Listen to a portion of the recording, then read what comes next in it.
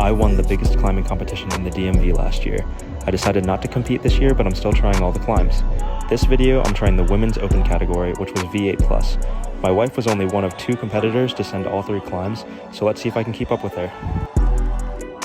This was one of my favorite climbs of the entire competition. You have this little pommel move, and then a pretty risky stand-up move for the last move that's very droppable, but it was really fun.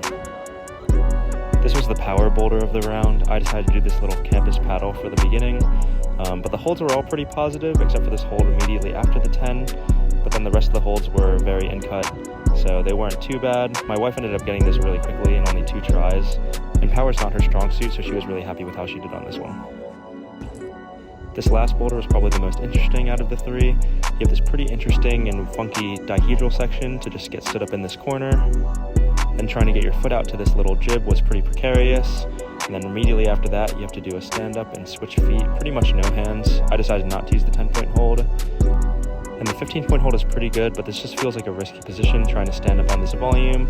And then the 25-point hold is completely not textured on the top, so you just have to trust your feet.